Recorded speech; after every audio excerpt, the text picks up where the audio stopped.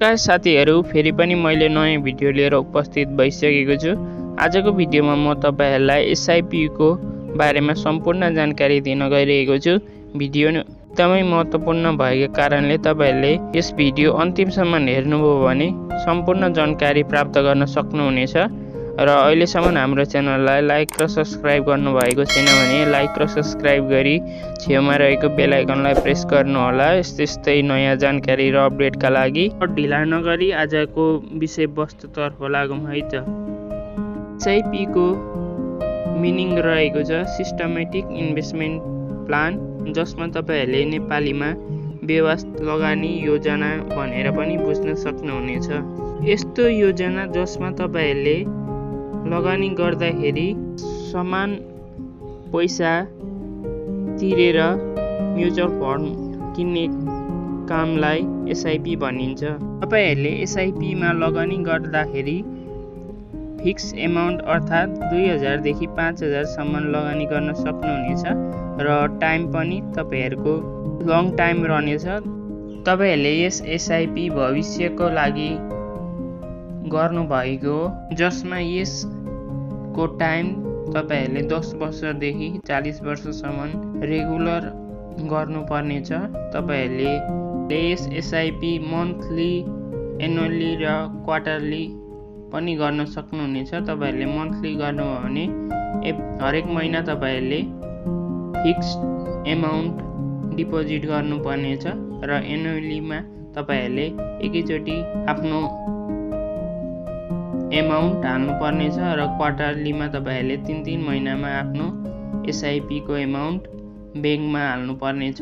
तपाईहरु सबैजनाले एसआईपी गर्दा हुन्छ। बेसिकली तपाईहरुसँग स्टक मार्केटको नलेज छैन र तपाईहरुसँग स्टकको मार्केटको बारेमा स्टडी गर्ने टाइम छैन र तपाईहरु रिस्क लिन चाहनुहुन्न भने तपाईहरुले एसआईपी मा लगानी गर्दा हुन्छ। एसआईपी अर्थात तपाईहरुले म्युचुअल फन्ड किन्ने हो।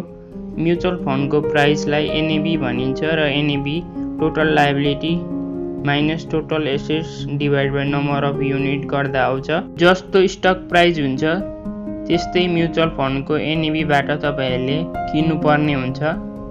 यस एनएबी वेबसाइटमै दिएको हुन्छ, तपाईहरुले कुनै पनि क्याल्कुलेट गर्नुपर्ने छैन। म्युचुअल फन्डले केमा लगानी गर्छ भने इक्विटी अर्थात शेयरमा र डिभेन्चरमा लगानी गर्छ।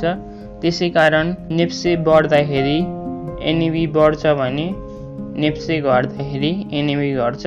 यसको डाइरेक्ट रिलेसन हुन्छ सेकेन्डरी मार्केटसँग। अहिले नेपालमा 4 वटा ओपन म्युचुअल फन्ड रहेको छ, जसमा एनआईसी डाइनामिक फन्ड, एनआईबीएल सहभागिता फन्ड, सिद्धार्थ सिस्टमेटिक स्किम र एनएमबी सरल बचत फन्ड रहेको छ। तपाईहरुले यो 4 वटामा एसआईपी गर्न सक्नुहुनेछ।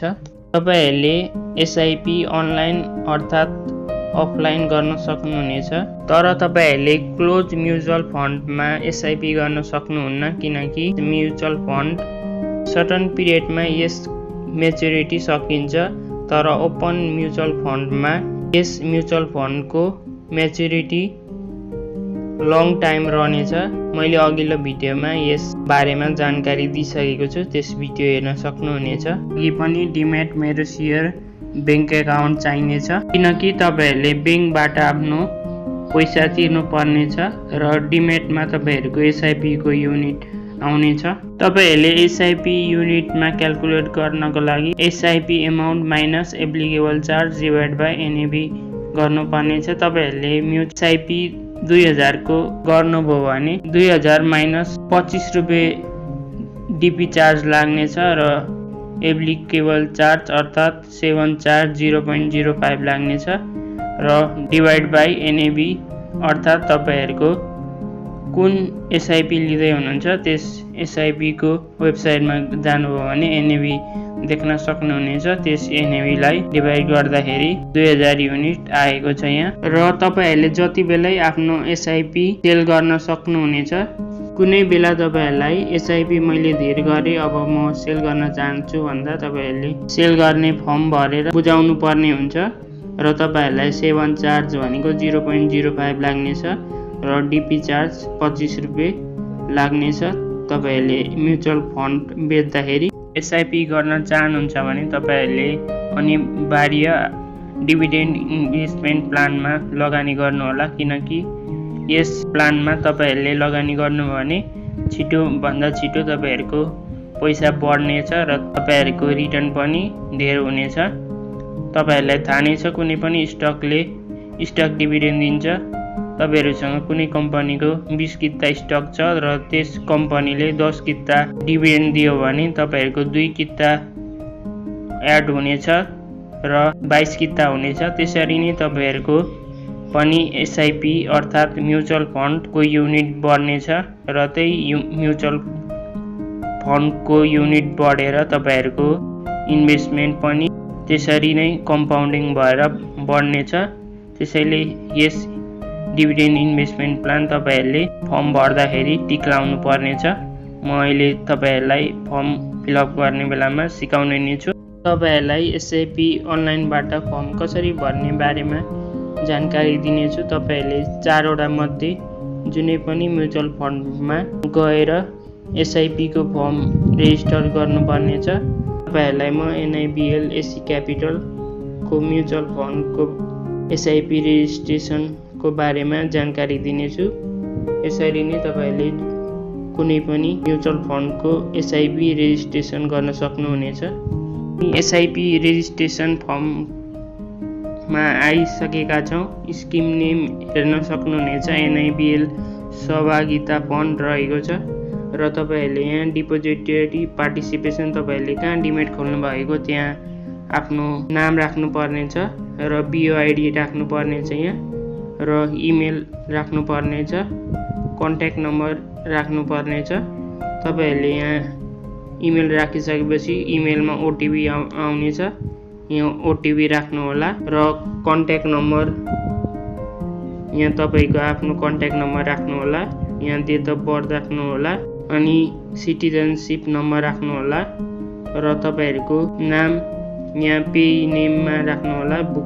भुक्तानी कर्ताको नाम भनेर आएको छ, पे कन्ट्याक्ट नम्बर यहाँ राख्नु होला, एसआईपी इन्स्टलमेन्ट एमाउन्ट राख्नु होला, एसआईपी कतिको गर्न चाहनुहुन्छ यहाँ एमाउन्ट राख्नु पर्नेछ र यहाँ एसआईपी रेजिस्ट्रेसन डेट देखाइएको छ, एसआईपी स्टार्ट डेट देखाइएको छ र पेमेन्ट मोडलमा तपाईहरुले कनेक्ट आइपीएस, खल्ती, एनआईबीएल, ई बैंकिङ र सेवाबाट सजिलै पैसा पेमेन्ट गर्न सक्नुहुनेछ र यहाँ मोडल अफ एसआईपी रहेको छ। तपाईहरुले लिमिटेड र अनलिमिटेड रहेको छ, यहाँ गर्न सक्नुहुनेछ र एसआईपी इन्टरभल जसमा तपाईहरुले अघि नै मैले भनिसके मन्थली, हाफ इयर, क्वार्टरली र एनुअली रहेको छ।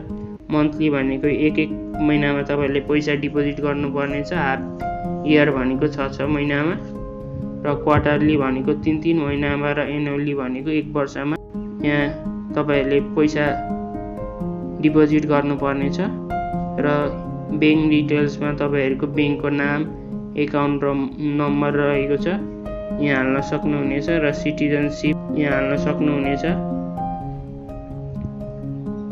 Document size must be less than 1 MB, NGBE, PNG, GP format is not acceptable भनेको छ। म तल तपाईहरुलाई एउटा एप राखिदिनेछु, त्यहाँबाट तपाईहरुले सिटिजनशिप को साइज मिलाउन सक्नुहुनेछ र अदर्समा पनि यसरी नै राख्न सक्नुहुनेछ र यहाँ केही भनेको छ यहाँ पढ्न सक्नुहुनेछ तपाईहरुले नि। I will declare that the information providing by our beneficial owner account completely resume with our personal information and agree the information about यहाँ तपाईहरुको बीआईडी नम्बर, केवाईसी तपाईहरुकै हो भनेर एग्री गर्न लागेको छ र सोर्सेस अफ फन्डमा तपाईहरुले यहाँ तपाईहरु केमा काम गर्नुहुन्छ यहाँ हाल्नु पर्नेछ, salary, business, salary of S, loan, others रहेको छ। सोर्सेस अफ फन्ड तपाईहरु केमा काम गर्दै हुनुहुन्छ त्यहाँ त्यसको बारेमा यहाँ टिक लाउनु पर्नेछ र प्रुफ अफ एभिडेन्स यहाँ राख्नु पर्नेछ। र मैले अघि नै भनेको छु, do you want to enroll the dividend reinvestment plan, तपाईहरुले यसमा लाउनु होला। मैले यसको बारेमा अगाडि नै भनिसकेको छु। त्यसपछि तपाईहरुले सबै सबमिट गरिसकेपछि सबमिट गर्नु होला र प्रोसिड पेमेन्टमा गर्नुपर्नेछ। प्रोसिड पेमेन्ट गरिसकेपछि तपाईहरुको एसआईपी को आईडी र पासपोर्ट आफ्नो जिमेलमा आउनेछ।